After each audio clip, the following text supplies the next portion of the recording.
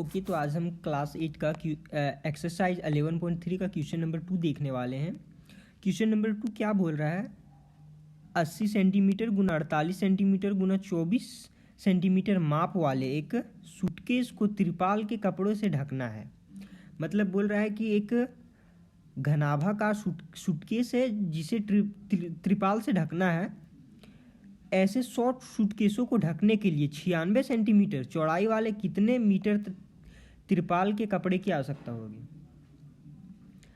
तो हमें यहाँ पे दिया गया है एक घनाभाकार टाइप का एक हमारे पास सूटकेस है और पूछ ये रहा है कि ऐसे 100 सूटकेसों को ढकने के लिए 96 सेंटीमीटर चौड़ाई वाले कितने मीटर त्रिपाल की आवश्यकता पड़ेगी। मतलब कि हमें एक और भी चीज़ दिया गया है, त्रिपाल की चौड़ाई दे दी गई है। अब हमसे पूछ क्या रहा है कि कितने मीटर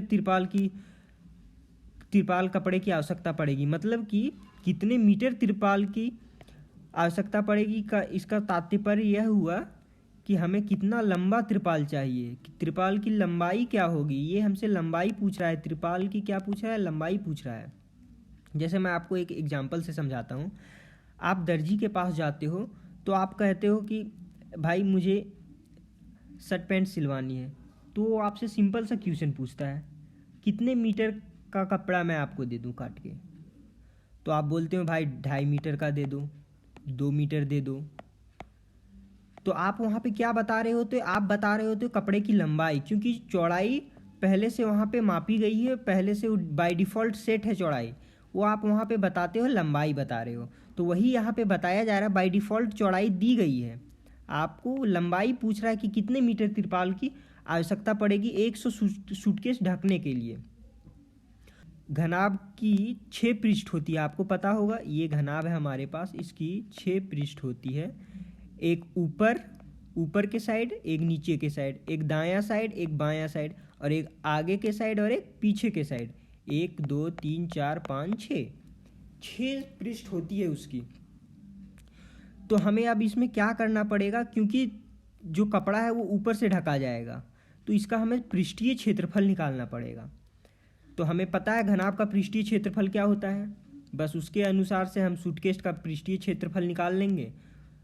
वैसे ही 100 सूटकेस को ढकने के लिए निकाला जाएगा और फिर इसकी लंबाई निकाल लेंगे और आ जाएगा हमारे पास आंसर।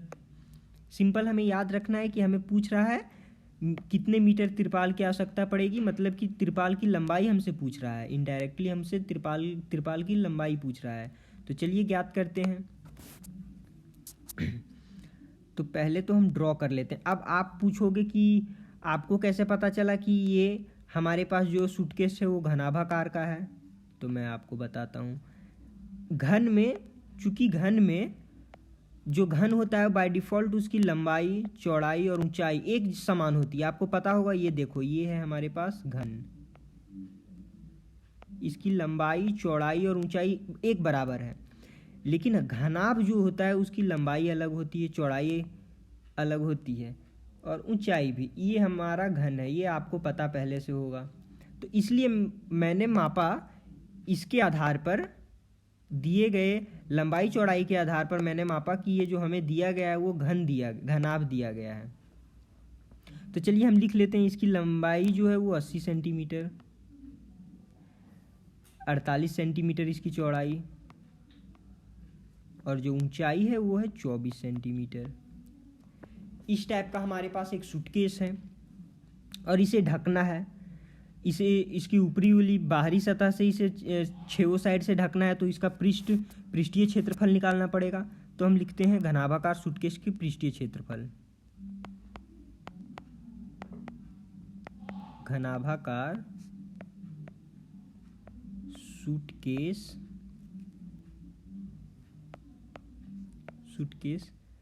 का पृष्ठीय क्षेत्रफल इक्वल टू, घनाभ का पृष्ठीय क्षेत्रफल क्या होता है, 2 इंटू लंबाई इंटू चौड़ाई, L इक्वल टू लंबाई, B इक्वल टू ब्रेथ मतलब चौड़ाई, plus B into H, B से चौड़ाई होगा और H से हाइट हो गया ऊंचाई।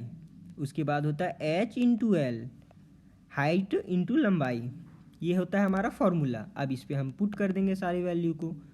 2 इंटू लंबाई है हमारा 80 सेंटीमीटर ना, राइट, 80 सेंटीमीटर, 80 गुना चौड़ाई है हमारे पास 48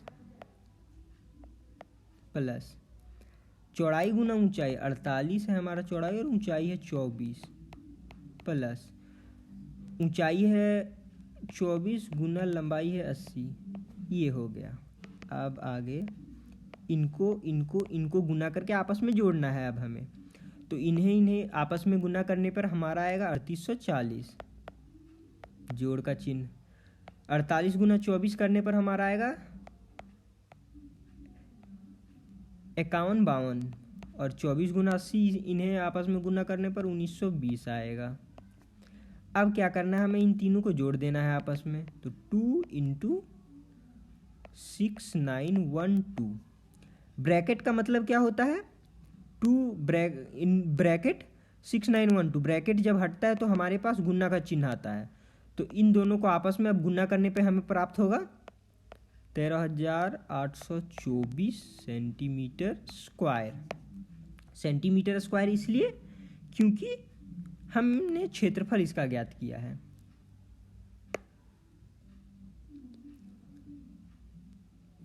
याद रखें एक चीज़ और कि यहाँ पे हमें सूटकेस की चौड़ाई सेंटीमीटर में दी गई है। एक बात ध्यान दें आप, यहाँ पे दिया गया है जो तिरपाल की चौड़ाई है वो सेंटीमीटर में दिया गया है और हमसे पूछ रहा है उसकी लंबाई मीटर में, तो हमें अब क्या करना होगा, उस जो हमारा आंसर आएगा उसे मीटर में बदलना होगा। सिंपल सी बात है, उसे मीटर में बदलना होगा क्योंकि पूछ रहा है मीटर में। तो चलिए अब आगे सॉल्व करते हैं। ये तो हमारा एक सूटकेस के लिए इतना कपड़ा की आवश्यकता होगा हमें, तो इसलिए अब हमें 100 सूटकेस को तो ढकना है भाई, तो 100 का निकालेंगे, तो लिखेंगे 100 सूटकेस के लिए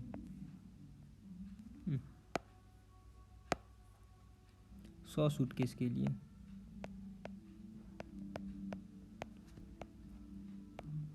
लिए कपड़ा इक्वल टू 100 गुना एक सूटकेस के लिए कितना कपड़ा चाहिए, 38 138 24। अब 100 को इससे क्यों गुना किए, क्योंकि देखिए यदि 5 रुपया में एक बिस्किट मिलता है, 5 रुपया में एक बिस्कुट 5 रुपया में मिलता है, ठीक है, तो हमें 20 बिस्कुट कितने रुपये में मिलेंगे, तो 20 बिस्कुट का क्या दाम होगा, तो डायरेक्टली हम लोग 20 गुना 5 कर देते हैं ना, तो आ जाता है 100 रुपीज़ हमें देना पड़ेगा। वैसे ही हमने यहाँ पे किया, एक सूटकेस का तो हमें पता चल गया एक सूटकेस के लिए हमें कितना कपड़ा चाहिए, तो वैसे ही 100 सूटकेस के लिए हमने इससे गुना कर दिया, इन दोनों को आपस में गुना करने पर आएगा 138 24 पर 00। अब ये सबसे आसान तरीका क्या है, मैंने डायरेक्टली बिना गुना किए कैसे लिख दिया 00। अब देखिए यदि 5 गुना 10 करते हैं तो हम क्या लिखते हैं 50, 5 गुना 100 करते हैं तो इसका आंसर आता है 500। तो ये कैसे हो रहा है, तो यहाँ पे आप सिंपल देखिए 5 गुना 1000 करेंगे तो हम क्या लिखेंगे, यहाँ पे देखिए इसको और इसको गुना कर देना है, जो अंक है उन दोनों को गुना कर देना है आपस में, बाकी जीरो जितना है वो पीछे बैठा देना है। 5 गुना 1 5 हो जाएगा, बाद में इसके कितने 3 जीरो, 1 2 3, आप गुना करके देखो ये आएगा आंसर। अब जैसे कि ये है 5 गुना 200, अब यहाँ पे हम क्या करेंगे, ये अंक है और ये अंक है, इन दोनों को आपस में गुना कर देंगे, बाकी बाद में जीरो बैठा देंगे पीछे। 5 दूनी 10 और 2 के बाद कितना जीरो है, 2 जीरो है, अब बाद में 2 जीरो बैठा देंगे। तो ऐसे ही हमने क्या किया, एक को इतना से गुना किया और बाद में 2 जीरो बैठा दिया। आपको समझ में आ गया होगा। अब चलिए आगे देखते हैं। तिरपाल की चौड़ाई दी गई है, लंबाई पूछ रहा है, हमें। तिरपाल की चौड़ाई जो हमें दी गई है वो 96 सेंटीमीटर, 96 सेंटीमीटर।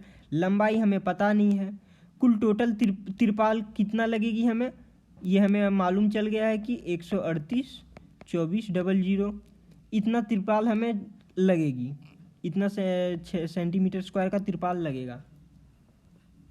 तो याद कीजिए, क्या इसका हम लंबाई निकाल सकते हैं। तिरपाल का क्षेत्रफल हमें मालूम है, चौड़ाई दी गई है, सिर्फ हमें लंबाई चाहिए। तो क्या अब हम लंबाई आसानी से निकाल सकते हैं?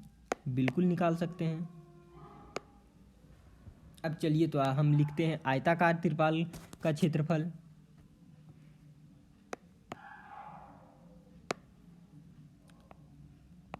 आयताकार त्रिपाल का क्षेत्रफल इक्वल टू, कितना क्षेत्रफल है आयताकार त्रिपाल का? 138,24,00। आयत का क्षेत्रफल क्या होता है? लंबाई गुना चौड़ाई। 38,24,00। लंबाई हमें मालूम नहीं है, ठीक है। चौड़ाई हमें दिया गया है 96। अब ये जैसा है वैसा इसको उतार देंगे एज इट इज। जिसे निकालना होता है उसे इस साइड रखा जाता है, इस साइड, और जिसे नहीं, और बाकी को इस साइड भेज दिया जाता है। जब इस साइड भेजा जाता है तो इसका चिन्ह परिवर्तन हो जाता है। यदि ये गुना में है तो भागा में इधर चला जाएगा, जोड़ में है तो घटाव में इधर चला जाएगा। अभी इधर ये गुना में है तो इधर जाके ये भागा में बदल जाएगा। तो अब हम लिखेंगे 38,24,00 बट्टा 96। अब इन दोनों को आपस में काटने पर हमें मिलेगा 14,400 सेंटीमीटर। तो लंबाई हमें, इसीलिए लंबाई निकल गई 14,400 सेंटीमीटर। इतना हमारे पास इसकी लंबाई आ गई। पर हमें पूछा गया था लंबाई मीटर में, तो अब हम इसको मीटर में बदल देंगे। तो हमको पता है मीटर में बदलने के लिए इसे 100 से डिवाइड किया जाता है। तो अब हम लिखेंगे आसानी से इक्वल टू 14,400 बटा 100 मीटर। ये हो गया अब मीटर में। अब इस 2 शून्य से इस 2 शून्य को कैंसिल कर देंगे तो हमारे पास 144 मीटर आ जाएगा, और ये हो जाएगा हमारा आंसर। आज जो आपको पढ़ाया गया है उसका नोट्स आपको PDF फॉर्म में डिस्क्रिप्शन बॉक्स में मिल जाएगा, तो आप चेक करना ना भूलें। आज के लिए इतना ही। Thank you.